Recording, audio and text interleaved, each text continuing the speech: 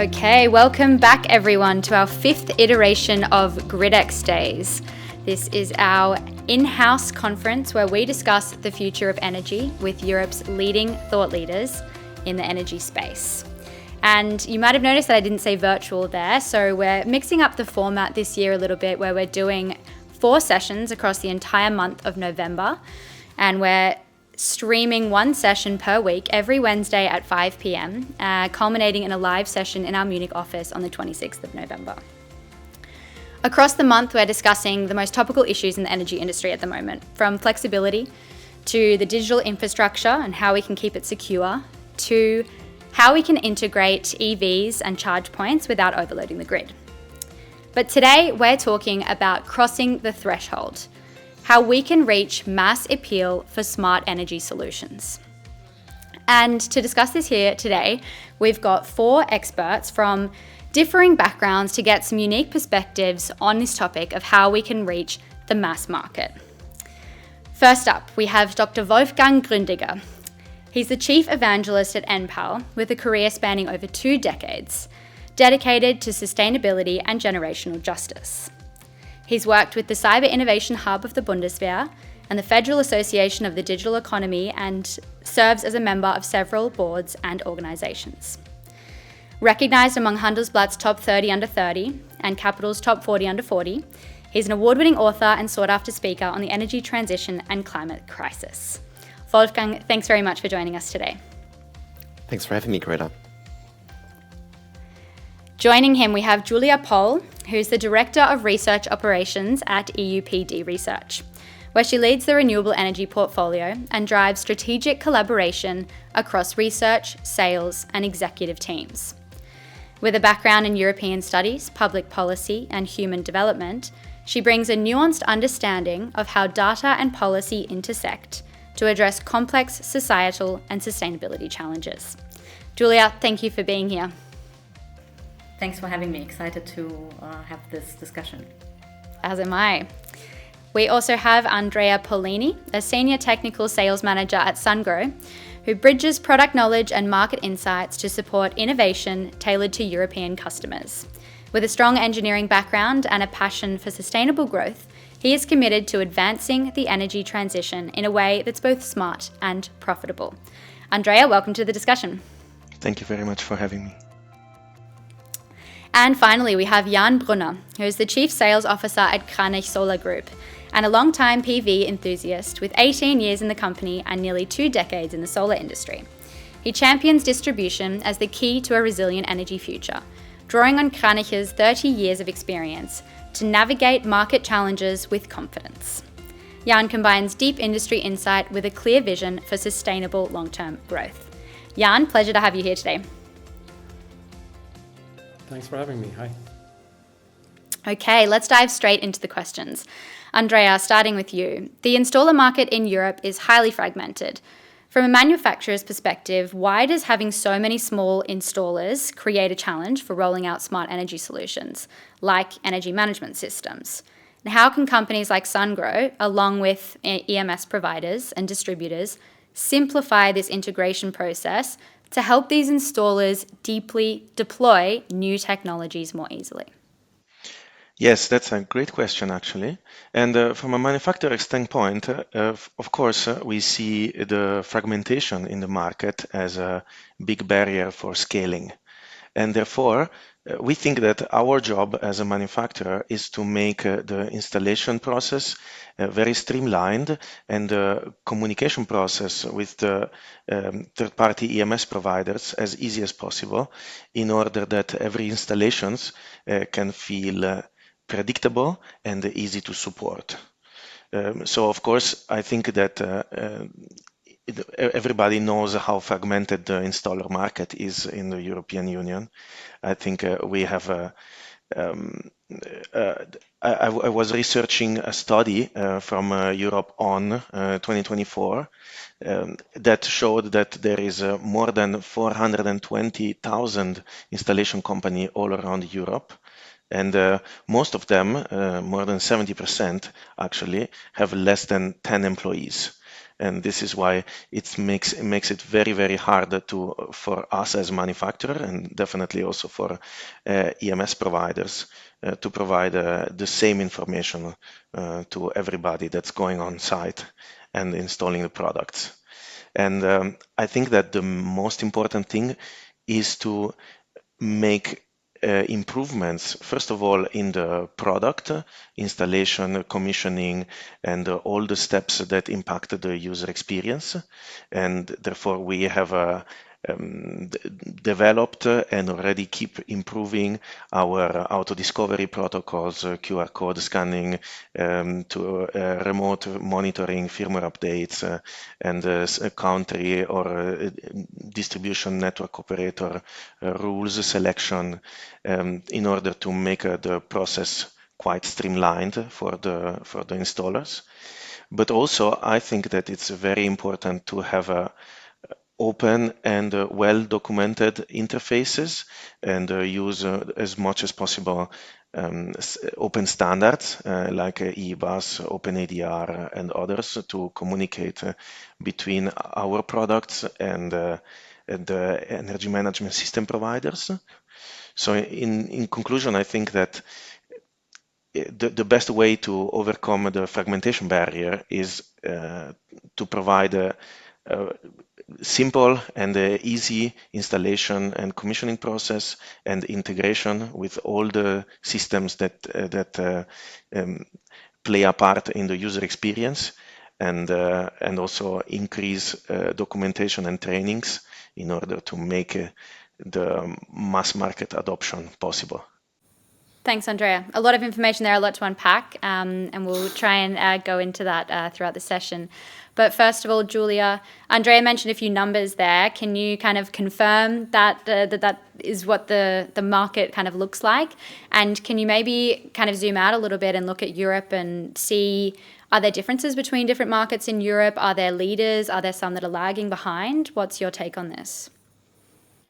Yeah, absolutely. Also, thank you, Andrea, for this interesting take. I think a lot of the challenges and fragmentation factors we also see in our data, but yeah, first of all, zooming out from a European perspective. So the market potential is definitely there, and we're expecting a growth across Europe. But we also see that penetration rates are still relatively low across Europe. But I think it's also about thinking in terms of the readiness of the market, right? So we do an abundance of surveys with different stakeholders in different European markets, and customers and installation companies alike. And what we can see is that, generally speaking, those energy conscious households, right, that are already in the transition of adopting, for example, PV, electrical charging / EV, as well as heat pump solutions, are obviously the more prone customer group to also integrate an energy management system, for instance.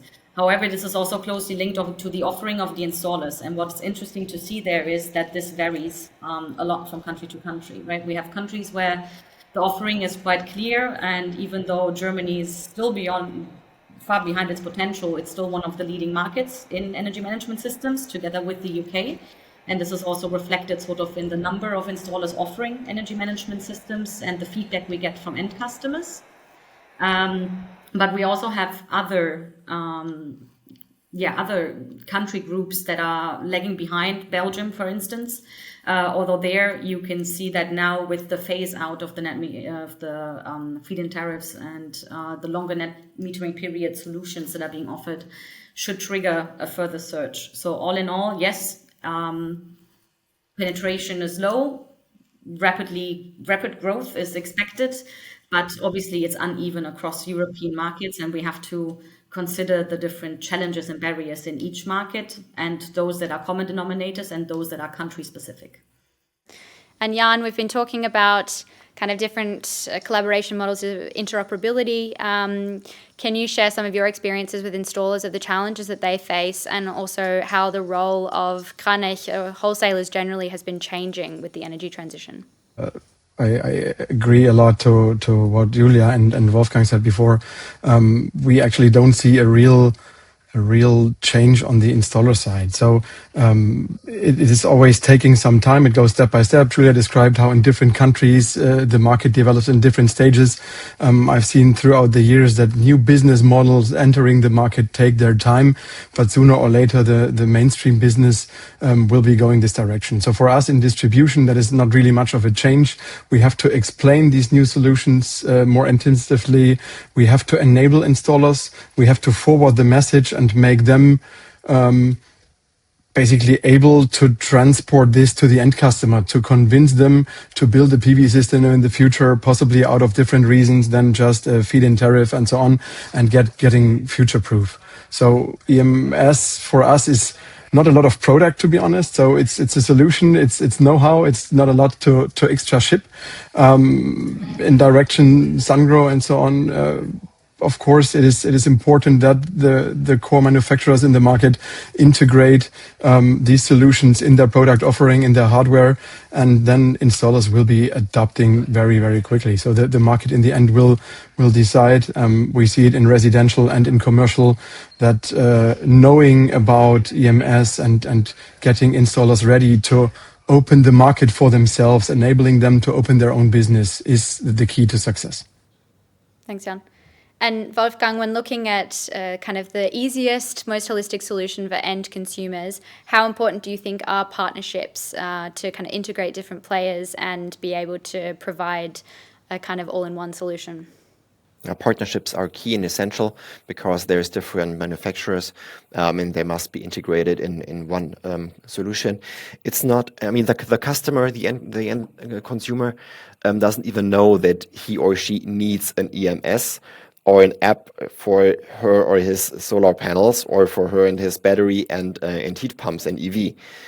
For them, it's something completely new. So we have to teach them and educate them and make the life easier for them and not more complicated. And if they need 3 or 4 apps and all of them work more or less well, then it's more complicated for the customer, but it should be easier. So, because it's a new technology, it must even be better than the status quo. The status quo doesn't need an app. So the new system shouldn't need more than one app, and this app, or in this HEMS behind it, needs to work just super seamless. Otherwise, it's just annoying for the consumer. So this is why partnerships are super essential.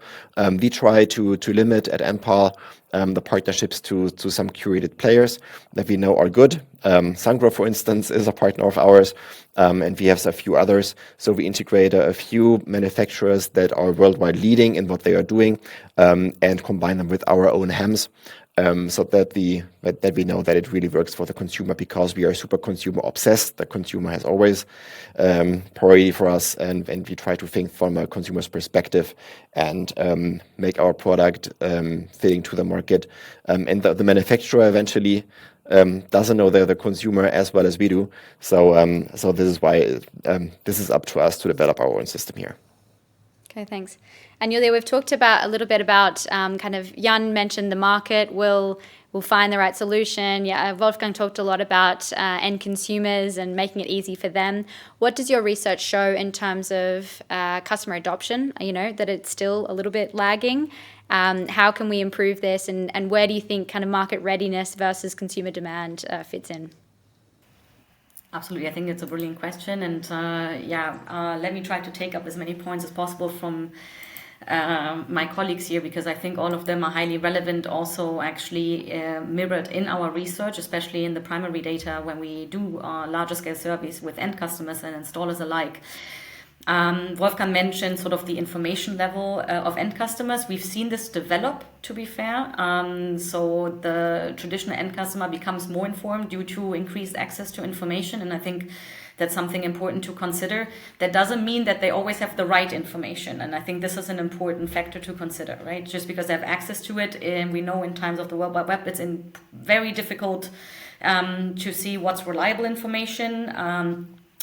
What is sort of objective versus subjective. What we do see is that most of the end customers we speak to in Germany, but also in Europe, value most the experiences of other end customers. So if there's a lot of end customer opinions out there that say, hey, I've purchased a home energy management system, but I'm having severe issues with it, then that will obviously have a massive effect on adoption. What I can generally say, though, if you want to zoom out more on the macro level as well, is that there's a couple of key things to consider. So among the end customer readiness, I think we're getting there, to be honest, especially because, for example, storage attachment rates and holistic energy concepts become more important, right? We're looking beyond your traditional PV system and we're looking at holistic energy concepts. For example, energy attachment rates, energy storage attachment rates in Germany have been quite high, almost 80%.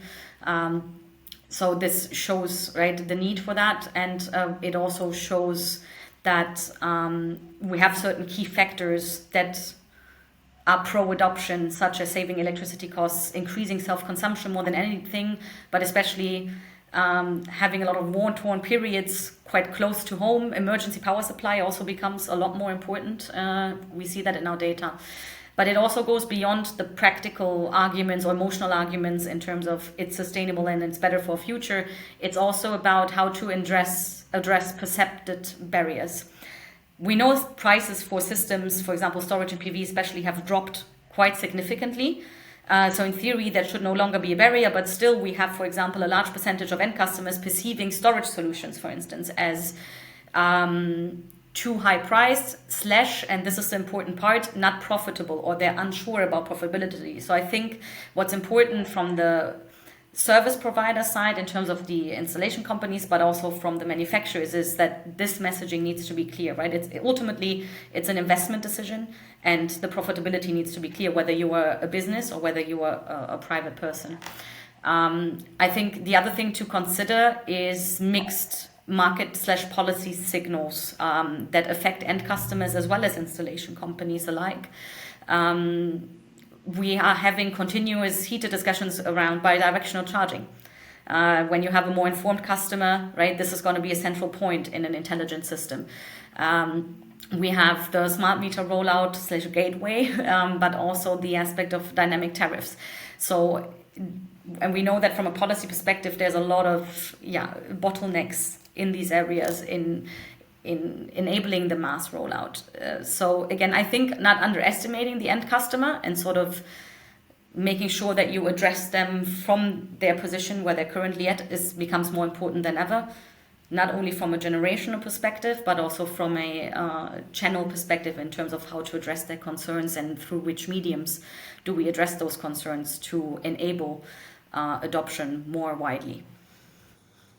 Some really interesting insights and data there. Thanks, Julia. And I can also confirm GridX has conducted quite a few surveys and found that cost is the defining factor for end customers. That at the end of the day, that's really they want to reduce their costs, and that's what the main kind of driver is. Andrea, I just want to pick up on something that Julia mentioned there on if it doesn't work, if a system doesn't work seamlessly, then the customers won't use it. Can you kind of give us any insight from your perspective of how important is seamless performance with the functioning of a system, and how does that increase churn if a system doesn't work? Yes, I mean, this is a key point for our research in the user experience, and we definitely find that more and more it is less about the products and less about the data sheet and less about the specification and more about the experience. And we see the after sales experience as the most important part of the customer journey. For example, we see that after the customer has selected a device that could be from recommendation from a key distributor like Krannich that has selected to put the device in their portfolio, or recommendation from an energy management system selection, like when they decide to use Enpal 1, and Sungrow is one of the devices that have been recommended. Then the most important part is what the experience is when the sales has been done and when the device arrives to them.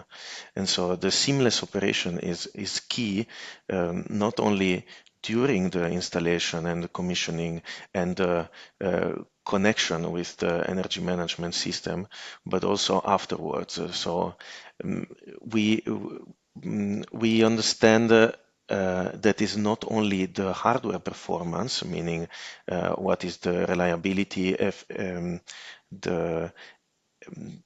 how efficient is the system, what is the round trip efficiency of the whole system, and all these metrics, but also how this is presented to the customer in the application, in the software interface, as a implication that it has to their return on investment performance. So I think that everything comes back to that. Flawless and seamless operation will then impact the return on investment for the customer, and this needs to be surfaced in the app very clearly. So not only the system is performing properly, everything is green, everything is top, but also what implication it has for the return on investment of the customer. And in terms of implementing AI features like load prediction, weather forecasting, and intelligent on and off of some specific loads in the house, or intelligent control of heat pumps or EV chargers. This needs to be explained to the customer what implication it has and why does the system decide on a certain strategy. And I think gridX and Enpal, as examples, are doing a very good job in surfacing this kind of data and showing this kind of transparency to the user. And this is also what Sungrow is striving for. Yeah, absolutely. And I want to dive into that a little bit more, the transparency for end users. But first, Jan, Andrea mentioned the importance of a seamless, easy installation and commissioning. What's your experience with installers? Are they kind of wary of new solutions that might make the installation more difficult? Or what is their kind of approach to adding energy management to their processes? I think in the end, it's just a matter of time. So installers, from my perspective, are normally very open to new solutions, as there are also driving end customer groups which are requiring new features. So for us, the perfect example at the moment is, for example, the market of commercial storage, where, for example, farmers who were already early adopters in PV systems are now also moving quickly in this direction in commercial storage, requiring efficient systems fulfilling the job. And at the moment, I think the biggest threshold for management systems is the non-understanding of the installer and the end customer. And very often, I would say, it's the difficulty to simulate the outcome. It's very easy to understand a business case which relies only on self-consumption. There are hundreds of tools that you can use online. You can simulate the whole thing. In the end, for an energy management system, you either want a payment upfront or you want a monthly payment, and this is an additional cost. It was mentioned very well before. Cost is one of the biggest drivers. So the question is there a business case for me as a private house owner or also as a business? Does this actually pay back and add more value to the system than I would have without it? And here, for an installer, it's very easy to transport the easy and simple PV and storage business case based on self-consumption, and step by step new features will be integrated in the process. For me, a lot of marketing support is needed to explain what that means. And just by saying it's AI doesn't make it intelligent. And I think people are getting more and more cautious, and for a reason, to just trust a simple, there's an AI feature and it's doing the job for you. So we have to spend time and effort in explaining it and showing the proof that the outcome with an EMS is a multiple of the result that you would have without using it. And this has to enter the mainstream communication, and especially installers, they sell out of trust. Enpal is a very driven company which does a lot of research and can invest a lot of money and work their own way through the market. The typical decentralized installer has the advantage of being close to the customer, but he doesn't have a budget to invest in research and this kind of stuff. So they have to learn and trust the system, and only when they trust it, they will forward it, because they need to trust the system to run, because a lot of their business still comes from door-to-door acknowledgement from end customers who say, well, the system I got last week it has that cool feature and so on and so on. And the neighbors just said, well, cool recommendation, I want the same. And so it goes on. So this is the decentralized selling that we see very often. And once we have entered this, it becomes mainstream and it won't be stopped. But I believe we are at the moment at this edge. There are some early adopters already, which are successful with it, and others will copy paste because otherwise they will lose orders in the long run. And Wolfgang, what's your perspective on that, of kind of the education for end customers, convincing them of the worth of the solution and getting the ball rolling and building this momentum to reach the mass market? Yeah, it's a bit of evangelism marketing, which means, imagine you are in the 1980s and you want to sell a computer to people. People don't know that they need a computer, but they want to have it. Yeah, but they don't know what it is or why they should buy it and spend $1,000 or so on it. So you have to educate people to sell them a product they don't know that they need. It's like a heat pump also. They have never seen a heat pump in their life, but they should spend now 20,000 euros on buying one. So you have to explain what it is, why they need it, and how it functions. But make it like tangible for them, understandable, like from an end consumer perspective. So what does it do for you? And if you explain them, look, we charge the battery from the grid when prices at the stock market and the market are low, and sell the energy back to the grid, feed it into the grid when prices are high. And you can gain more money than with the government's subsidies, which, by the way, will be probably reduced or even removed at all very soon. So you will need the solution. Then the customer understands and knows that he or she needs it, and then it's also your own USP, because then once the customer knows that he needs it, wants it, won't buy another solution. But this is what we are doing with Enpal in our sales calls with the customers.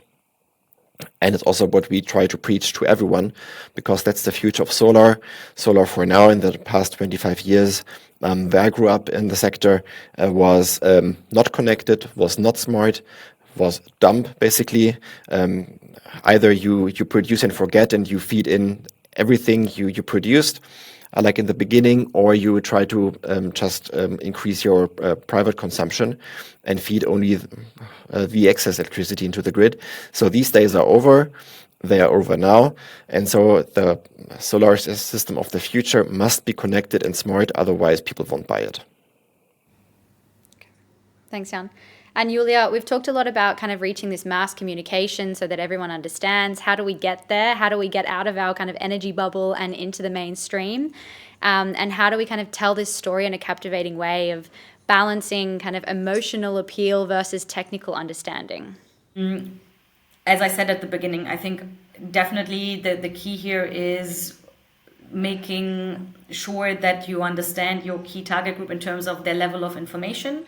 And there will be varying groups, right? You have quite informed prosumers, as we call them, that are quite tech savvy and they're really digging deep. And they will be probably your more tricky customer base in terms of not convincing them that the system is relevant, but which system to go for and which features will be relevant, and so on. So, for example, we've done a large prosumer study in Germany, and we're redoing it this year with more than 8,000 households that own a PV system and sector coupling relevant technologies or plan to acquire.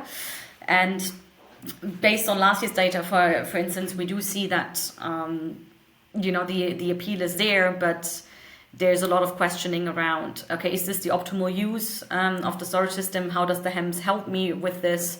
I want to optimize the charging times of my electric vehicle or the operation of my heat pump. And of course, depending on where you are, right, in terms of markets, right? Is it a market with a lot of volatility in terms of weather, for instance? Is it a market that usually has a lower GDP per capita and less buying power? But also, which generation are you targeting with what systems, right? I think this is also something that's key. I said before, one of the key things that we are seeing is recommendation of other end customers. This is key, and to visualize this, whether you are an installer or manufacturer, right? The importance of being happy with not only the service, but also the product is key. Whether it's your modules, your charging system, your battery or heat pump or energy management system for that matter. So ultimately what it comes down to is how do we trigger that channel and make it visual and use it accordingly, beyond maybe just seals and certifications that of course are important, but how do we go beyond that? The other part is, I believe that the emotional part is actually becoming, I wouldn't say less relevant, but I think what we should focus on is less the emotional trigger of, okay, you want to be green, you want to be sustainable, but it should be more on the frame, okay, how does it actually benefit you? And as Wolfgang said, I think this is where we need to focus on. At the end of the day, I want to make a decision. Do I spend money on this or not? And just like with anything else, I want the pro and con list, and the pros should be outweighing the cons. And there, in the end, we're talking mainly an economic decision. We're talking an efficiency decision, right? Most of the end customers we spoke to highlighted this. But also interoperability. So this is the interfaces need to be matching, and this is also the feedback that we've gotten quite frequently, that this is not the case. And sort of the partnerships across the different parts of the value chain. So if you have an installer, it's important that the installer has a good relationship with the manufacturer in case the product is faulty or there's a problem with it. So installers need to be happy with the after-sales service of the manufacturer. Likewise, right, there needs to be enough in-house expertise with the installation company to know that as an end customer I can refer to them. And so you see how all these things intertwine. But in terms of messaging, I'm fully with Wolfgang there. The added value and the benefit needs to be in focus, and I think the emotional trigger can be still a part of the narrative, but actually should be more in the background than maybe it has been in the past. Andrea, you were nodding your head a lot there. Do you want to add anything on that? Yeah, I think that indeed more and more the customers are getting instructed and educated about the quality of the systems and what the features are providing. However, I think, as Julia correctly said, there is varying level of hands-on approach from the customers that we see, and a little bit of the complexity of selling, but also delivering the system is how to present the information, focusing on what the customer cares about. So less involved, the customers may want to focus on the return on investment, on the full production, on the percentage of optimization of their system, and others are not satisfied with that and want to understand what the system is doing, why it is doing it, and also have a level of control and a level of customization that maybe some other users don't need. So there is interesting work to be done in the partnership between manufacturers and energy management system developers to cater to all of these kind of groups of customers, to give an overview that is clear for the customers that need such kind of return on investment calculation or on the fly review of what the system is doing. And for automated system that take decisions for the customer, there needs to be a clear explanation of why the automated system takes some decisions or some strategy, and also a certain degree of decision making by the customer that is still possible to customize different things. And I think this is possible to achieve with not only deeper collaboration and really like a company to company discussion, collaboration and implementation, but also adoption of open standards where as most as possible the customized interface that at the moment we are using to collaborate with each other should be more and more standardized with clear functions, so that a feature that is developed for a specific collaboration and partnership can be deployed across the board to all the suppliers that are compatible. And this way, then the installers are familiar with what the objective is and with what the feature is doing because they've seen it before, and that gets more and more adoption from the market. And Jan, how can we kind of increase this familiarity and simplify the message, particularly for installers, so that they understand the benefits without kind of overcomplicating it and forcing them to spend too much time on something new? I think a lot of answers we've heard already to this question. Basically, I would say there is a joint approach is needed. Andrea pointed it out. Standardization is always good. The more standard there is, the easier it is for a mass market to adopt. And this is where we are going. The biggest issue I'm seeing at the moment is not really the adoption of EMS or its features. For me, this is unstoppable. This is just the next step.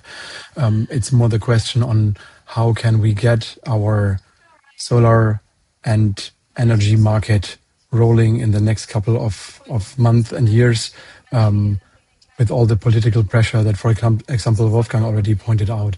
So in the end, we are seeing a lot of substitution business at the moment with end customers, instead of buying a full-grown home energy system with all its future features and advantages that EMS can offer, substituting it by a small balcony system with just 2 solar modules and basically no real added value for them. So what we are trying to do at the moment is starting the education process towards the installer to say, hey, don't talk bad about the balcony system because it's not your standard market, but try to adopt it, try to use it as a way of education for the end customer to show what solar is actually capable of. So we see that even after some years of booming and declining and booming again market, not on all houses, neither in Germany nor in the rest of Europe, there are not 100% PV systems out there on the roof. So there is still a lot of convincing to be done, a lot of market to develop, because for many end customers, it's still not very clear how quickly PV can sell off and how much the prices of solar and storage decreased over the last couple of years, and what business case they have in their own hands to make their own home more efficient. So whenever this economic point is detached from simple government funding and feed-in tariffs towards hey, this is your home, you have a responsibility for it, make the best out of it. You can source cheap energy, even out of the grid, with the right measures. When people understand this, and there's, like always in the past with PV and so on, this is nothing that enters mass media at the moment. Mass media is having a discussion on fossil fuels and old industries. This stuff is not really available in mass media at this moment to the broader public to realize, hey, cool, this is actually paying off. And the more and more this stuff is being published, also out of our industry bubble, the more and more adapters we will find, because it just makes sense to do it. Absolutely, well said. Thanks, Jan. And Wolfgang, another hindrance to customer adoption could be data protection or concerns around this. Obviously, data is really valuable to be able to, or needed to be able to optimize these systems. But how do you kind of build trust with end consumers that it's not turning into surveillance, and also make sure that those lines aren't crossed? Yeah, it's a very high expectation towards the market leader, which is Enpal, to protect also the cybersecurity of the systems, and of course also of the data involved. So there is no personal data going out from the system. It's all in our own backend, and we also have very high cybersecurity standards when it comes to that. For instance, just a few weeks back, some critical journalists checked without our knowledge, they checked a system of ours and they didn't find any critical points. So even though they sent some IT experts out to find some data leakages, I mean, or the inverters and the storage batteries, they come from China, so there is the understanding and the conception. So the data would all go to China, and the Chinese manufacturers would have their fingertip on the button to switch them off in the case if they wanted to, but that's not reality. So instead, Enpal we have our switch on the button, so to speak. So we control fully the flow of data, and so this is what our high standards when it comes to data protection and cybersecurity actually enforce. Okay, thanks. And we've talked a lot about cost being a key driver, Julia. And can you go into a little bit more detail about the different financing options or any kind of research on what is kind of increases adoption, and also subsidies, rebates, things like that? How useful are they? Yeah, absolutely. So generally speaking, what we've seen historically is that, of course, the path of using your own capital has been the preferred traditional way for making that investment, especially when we look at the target demographic of single family houses. However, this is changing. So we've seen in the last, I would say, 2 years, not an entire shift. There's still a large majority that stems to full investments themselves, but definitely an openness and also an increased adoption via different routes, depending on availability, of course. So what has been more common is a mix of credit and capital. So just as when you buy a car, but it has also become more common to pay in a part from your own capital, but use a credit for the remaining sum. On the other hand, the focus has been clearly on maximizing available subsidies.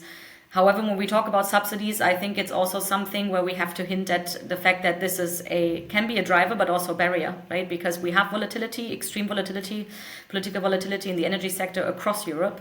And especially for end customers, I think it can be hard to stomach and fathom and also grasp which subsidy is here to stay, which one can I profit from now. If I invest now, will I profit long term, or is it just for the next legislative period? So I think there it's important to give end customers the sense of security needed. And I want to also touch base upon one of the aspects that Jan mentioned. Long term, it's less about making this attractive from a public perspective in terms of relying on such subsidies, because they're great, but they're not here to stay. We've seen that. It's about making a holistic, positive argument in terms of payback periods, amortization, and also the efficiency of those systems and the speed at which you basically get your investment back and you start making a plus. So what we've also see actually increase, and I'm sure Wolfgang can say more about this model, is the rental/lease model, which actually also is becoming more prominent in our data, and we will be up with an update soon, actually, when we have evaluated the new data from this year's round. So we're keen to see, but we can definitely see that we're shifting away from traditional financing methods to more opening methods, also because we've seen that many end customers are less willing to fully commit in terms of their decision making. And I think this is just as a last hint to that, what Jan has mentioned. The lower the threshold and the barrier to invest, the better. And that's why also we've seen the smaller systems, the balcony, the plug-and-play systems, as well as modular systems, which are arising right now, are becoming very, very prominent, not only for those who do not own a home, because that's, I think, a very logical deduction, but also for those that do own a home that could, opt for a larger system. They want to try it out, especially maybe generations that are not as aware of the benefits yet. And so, considering that, it will be interesting to see how that develops. But that's the transition that we can observe at the moment. Okay, thanks. Wolfgang, do you agree that do you see the shift towards leasing models?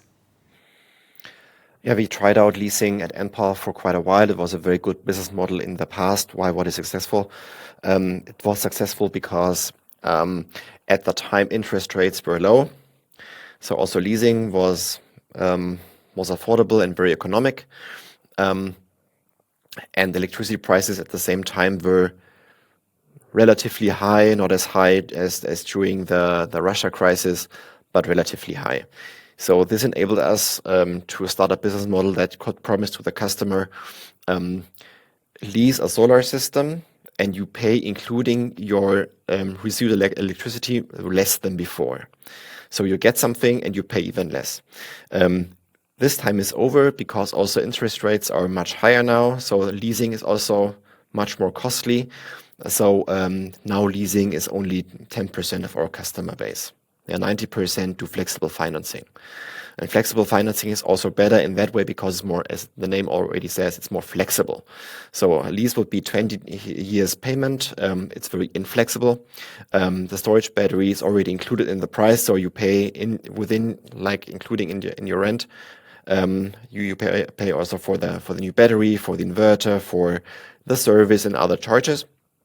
Whereas with the flexible financing, you can buy the battery when the old one is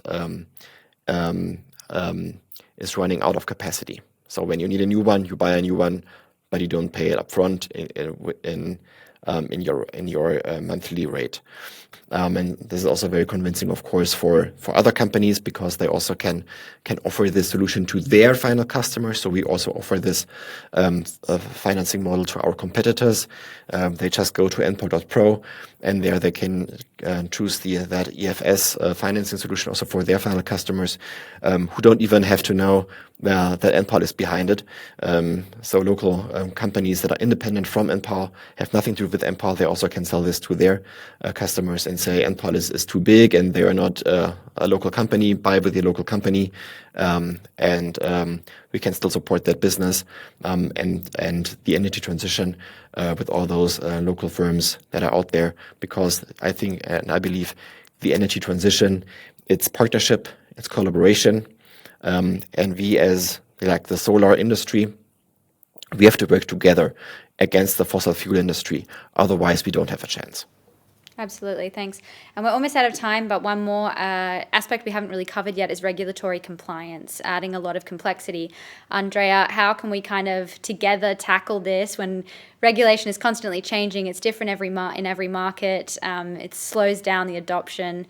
Who's responsible for this and how can we kind of overcome this together? Yes, I think the responsibility topic is very important between the manufacturer and the AMS provider and the installer and customer as well. So I think the distribution network operator definitely is the responsible of defining the rules and checking that the rules have been applied and providing this mechanism of enforcement. The manufacturer owns, of course, the product compliance and most critically owns the firmware that runs on the device and the cybersecurity implication related to that. I think indeed we raised some interesting points about cybersecurity compliance before, and we at Sungrow think that also one of the solutions is on-device intelligence that will limit the amount of action that is taken on the cloud and on the remote server and empowers the user for more and more local control of the devices. And I think we see that also in the cooperation with gridX and Enpal with your local device intelligence on the system. Yeah, and in addition to that, I think when there is local standards and requirements and that require the whole system to be compliant, and I think we see this in the UK, we see this in Spain, we see this in Czech Republic as well, where the whole system needs to be compliant to some sort of feed-in limitation requirement or a response time requirement. This needs to be tackled as a system, and therefore the manufacturer of the devices that connect to the energy management system needs to closely cooperate with the energy management system, and the energy management system is the head or the owner of such compliance and certification. So, of course, such certification is impossible without strict testing and common testing and sometimes even type testing reports that need to be shared to the distribution network operator. And this is why I think we have a day-to-day cooperation with our main partners to fulfill this obligation of compliance for the full system that is coming more and more.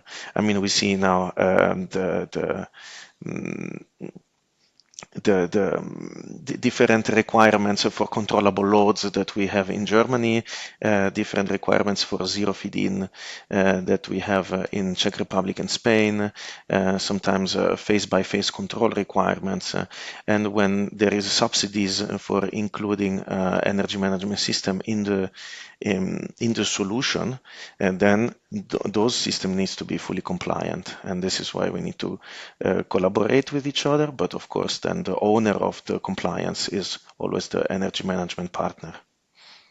Thanks, Andrea.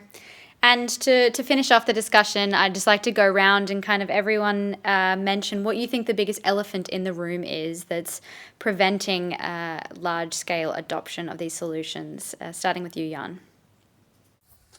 The biggest. Time. Okay. For me, it's a matter of time. It can't be stopped. We need to balance out the ups and downs of renewables. Otherwise, the energy transition will come to a stop. And we need that capacity that is secured, because we need secure supply 24/7. I think this is the one main challenge that is now in our way, because so far we had only 50-60% renewables in the grid, and fossil fuels and nuclear and imports could manage the rest. But now it's up to the renewables to show that they can also secure the supply 24/7, although they are dependent on natural resources. We have to show and demonstrate that this is possible with a virtual power plant, so connecting all the batteries together, also in the future from cars, from EVs. The batteries are much bigger than the home batteries, to connect them into a decentralized giga battery called virtual power plant, and to balance out the ups and downs of renewables. This is what we have to do now. Otherwise there will be a backlash in the renewables movement, and we will go back to fossil fuels and nuclear. I think this is not what we want to achieve here. Absolutely. Flexibility is key, and that's what our final gridXdays session will be diving into. So very important topic there. Julia, what about you? Yeah, building on what Jan and Wolfgang have already said, I think, balance and stability in renewables is key.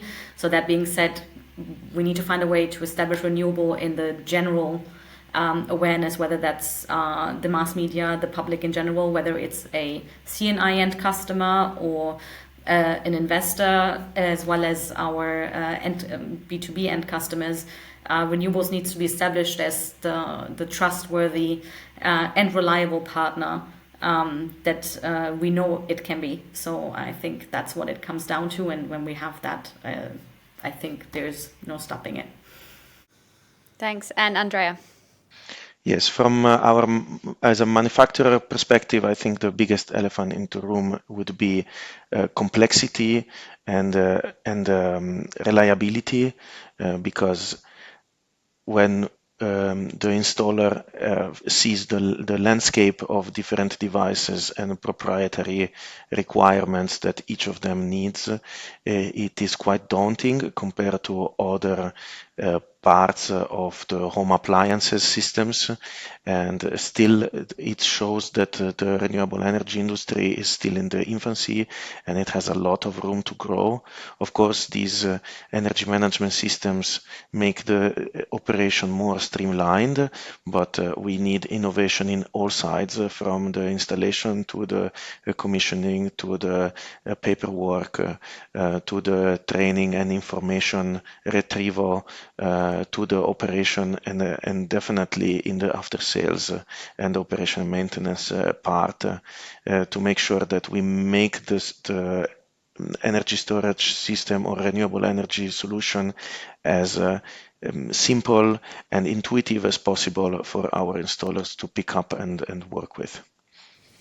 Thank you. Very lovely closing words for our session. So thank you all so much for joining me for a very insightful discussion. I think there's a lot of really key topics discussed here, and we need to continue the discussion and keep rolling out these solutions and to reach the mass market. So thank you all for being here. And that was also a perfect segue to our next session next week. So next Wednesday, we'll be talking about secure digital infrastructure that lays the foundation for the energy transition, particularly looking at some of the challenges for utilities and the bigger players in the energy industry. So be sure to tune in next Wednesday at 5 p.m. for our second gridXdays session. Thank you.